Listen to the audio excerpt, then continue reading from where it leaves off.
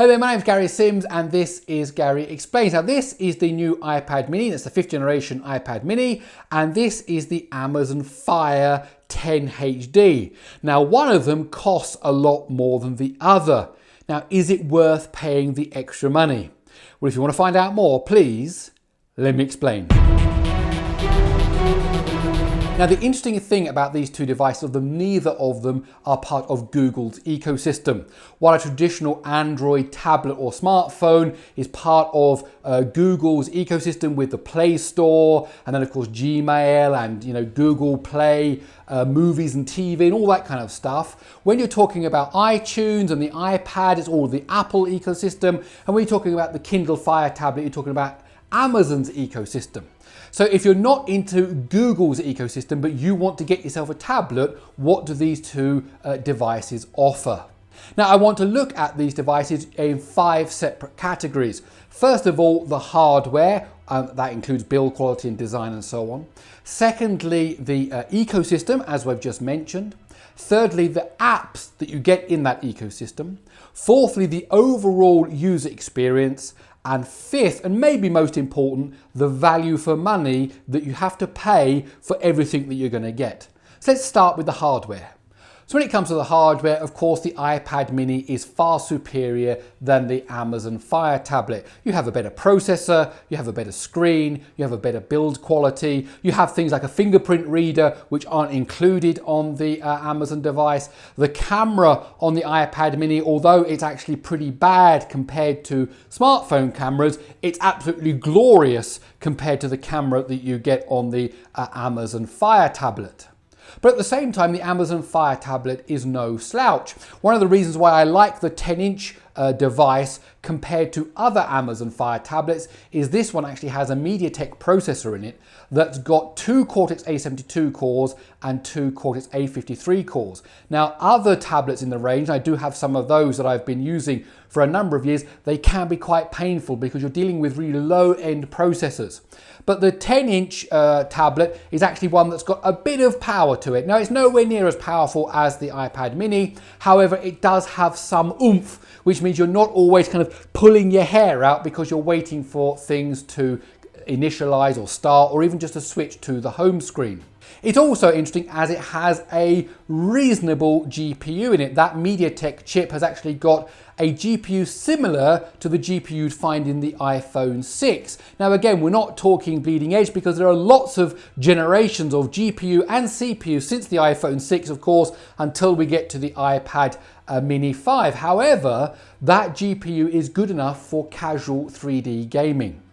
Now let's look at that in 2 ways. First of all, if you want to do a benchmark to see about the performance, what I did is I went to a website which actually runs a JavaScript emulator of a RISC-V processor and boots up Linux. Now if you run this on the iPad mini, you will see that the whole thing boots in about 3 or 4 seconds. If you run the same test on the Amazon Fire tablet, it takes around 13 or 14 seconds. So you can see that in terms of CPU usage, the iPad mini is at least 4 times faster.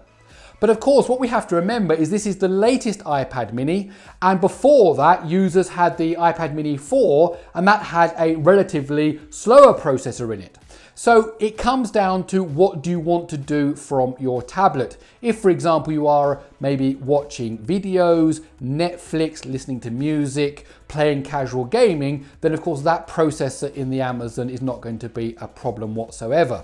If you do want to do some hard work, let's say video editing, photo editing, productivity, then you may find that actually it's going to be a bit of a slouch for you. And talking of gaming, let's look at both devices running Asphalt 8 Airborne. Now you can see there is clearly a difference between the two devices. However, you can see that the Amazon device is able to run this game without any problem. Okay, moving on to ecosystem. As I mentioned in the introduction, on the iPad, obviously you're talking about Apple's ecosystem. So you're talking about iTunes, you're talking about iBooks, you're talking about the App Store. So everything you want to get, movies, music, video, books, apps, all come from within Apple's ecosystem. Now, if you're already invested in that ecosystem, if you have, for example, an iPhone, then obviously continuing that ecosystem over into a tablet makes perfect sense. What's also interesting, of course, is that on iOS, you can actually get Google's apps. So for example, Gmail and YouTube are available on iOS. So if you are actually already invested in the Google ecosystem for Android, it isn't too hard to get most of your content also on an iPad. When it comes to the Amazon device, of course, we're talking about Amazon's ecosystem. So the App Store comes from Amazon, films come from Amazon, books, of course, the Kindle books that you get on Amazon, music via Amazon Music, and so on. So really these are two separate ecosystems, and it really does depend on where you have invested previously in which ecosystem you choose. Me, for example, I do have an Amazon Prime subscription, and with that I do get access to a whole bunch of stuff, including streaming of TV shows, including streaming of music, including streaming of films, including, of course, all the benefits of Amazon Prime in terms of delivery and so on that you get for just one monthly fee inside of the Amazon ecosystem. Now, I don't have any kind of similar setup in iTunes or in the iOS ecosystem. Now, you might have. So the question is, would it be worth paying extra money to have it also in the Amazon ecosystem? And then of course on top of that you've got other ecosystems like Netflix and you've got Spotify and all these other things. There's only so many dollars that you want to pay out every month for all these different services. Now the advantage of Amazon's one is that for that Amazon Prime subscription you do get access to not their entire music catalogue but a section of it. You do get access to some of their TV streaming shows, you do get access to some of their movies and so on. So there are advantages to having Amazon Prime and also having an Amazon tablet. Which nicely leads us into the discussion about the apps. Now, of course, the apps that are available for iOS devices are world class. There is arguments about where are the best apps available? Is it on Android? Is it on iOS? But we're not going into that argument. But when you compare the iOS App Store to the Amazon App Store, they are in two different leagues. There's absolutely no doubt about that.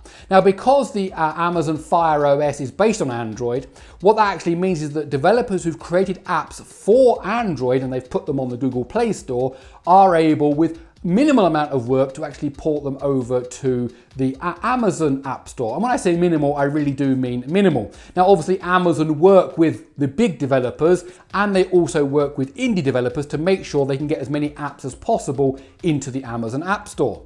So, for example, I talked about Asphalt 8 Airborne. That is available on iOS and in the Amazon App Store. However, Asphalt 9 is not yet available in the Amazon App Store, for example. However, when you're talking about things like Facebook, Twitter, Instagram, Netflix, Spotify, all of those things are of course available in the Amazon App Store. And I also looked at some of the leading games, for example, Homescapes and what else?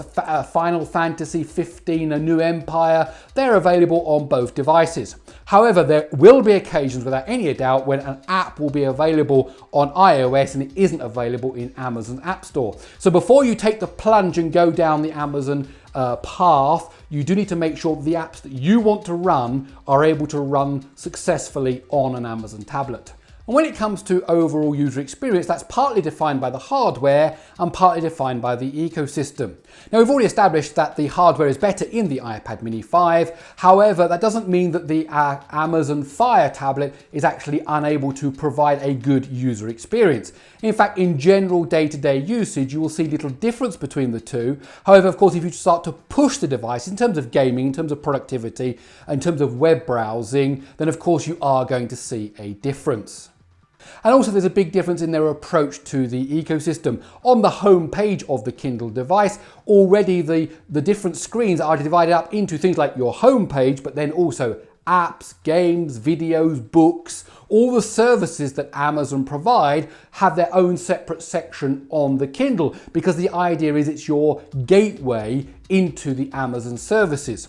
On iOS, it's much more that traditional tablet look where you basically just pick what app you want to run, and that in itself is the gateway into the service that you are trying to access. And that leads us really to that last big question about value for money. An iPad mini 5 starts at $399, and there are other iPad devices, maybe with bigger screens or different generations, that cost even more money, $499, $799, $1,000 for these kind of devices. Now the Amazon Fire tablet starts at $149 and the 64GB version is $189. Now if you get the right offer, for example, when Amazon are offering devices at a cheaper price, you can pick up the Amazon Fire tablet for only $99. So let's assume you picked that up for $99 and you picked up an iPad mini for $400. One of them is a quarter of the price than the other. And the question is this: paying 4 times more, does it give you 4 times the better experience? And that really is a question that you will need to answer. Some of you will say, absolutely, I'm already in the iOS system, I already have an iPhone, I have a Mac. Having a high quality built tablet is absolutely essential for me, and I think the price is great. And that's absolutely fine. Other people might say, well, actually, I don't have that kind of money, or I'm not invested that much into Apple's ecosystem, but I do have Amazon Prime, and actually having a reasonable tablet that can give me access to that ecosystem for $99 is an absolute steal. You need to decide which kind of person are you. One thing that is certainly true to say here is that you do get what you pay for. So obviously the $99 device is a $99 device, or $149 device if you don't get it in a sale. And clearly the iPad is a $399 device in terms of what it is capable of doing. The question is, which device do you want to pick?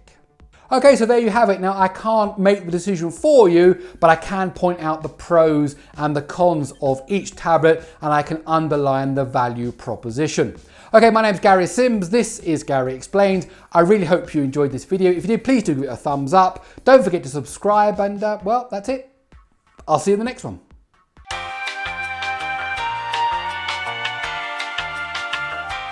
Both devices run devices on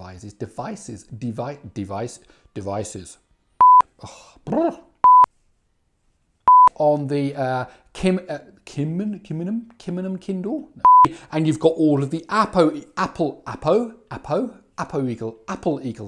ecosystem.